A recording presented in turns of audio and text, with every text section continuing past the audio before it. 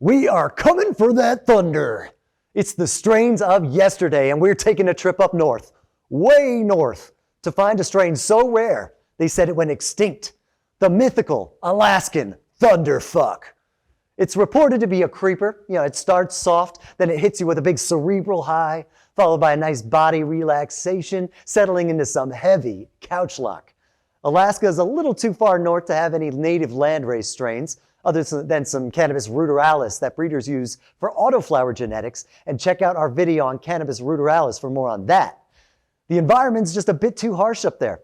So it wasn't until the 60s and 70s, when all the best strains were traveling up the West Coast, that Alaskan growers were able to start experimenting with crossing these landrace strains to find something that they could grow. So why were these marijuana enthusiasts traveling from the sunny shores of California all the way to Alaska? Well, in the late 70s and early 80s, Alaska was kind of a safe haven for cannabis. In 1975, this attorney by the name of Irwin Ravin got himself arrested for possession on purpose in order to protest the anti-pot laws Nixon had put in place. Alaska has this funny thing in its constitution that grants its residents unfringed privacy, like they were really intense about it. So when the court looked at that constitution, they decided that since simply possessing marijuana didn't make him a danger or anything, it didn't give the police the right to violate his privacy and search him for the weed. So he should never have been arrested in the first place. And bada bing, bada boom, possession essentially becomes legal in Alaska. Apparently, the first time it appeared, it was shared by some mystery guy who was calling it Trapper Creek hash bud. Trapper Creek is a tiny town in the Matanuska-Susitna Valley.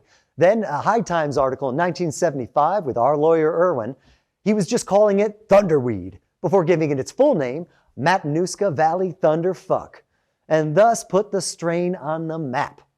The Matanuska Valley is about 50 miles north of Anchorage, safely nestled between mountain ranges. It's got great volcanic soil, fertilized by glacial silt, and the valley is on the southern coast, not the inland tundras.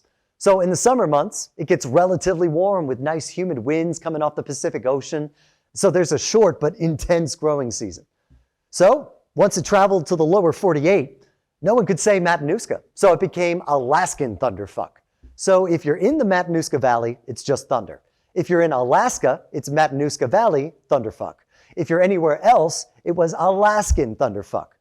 And by the mid-80s, the war on drugs was ratcheting up, and the DEA started targeting Alaska with its loose marijuana laws pretty hard, especially targeting those growers who were growing the in-demand strain. And they were cracking down on everybody driving Alaskan cannabis underground and indoors. The MTF pretty much disappeared at this point, with its survival story kind of fading into myth. So some say that the original guy got busted and the real strain died out right then and there. Some say that people got in before the crop died and stole a few clones, and it survived through a few private growers that were able to stay off the DEA's radar.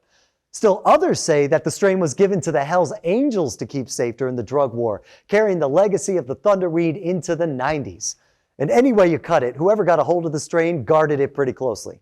So today, most connoisseurs of the strain say it's been all crossbred to hell. And if you find it in the continental US, it's very unlikely that it's the real deal.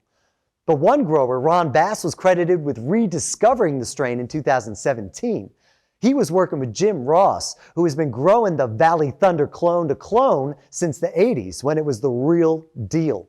Some guy named Tiny thought he was going to be raided and asked Jeff to save his plants, and Jeff passed it on to Jim, who's been growing it ever since.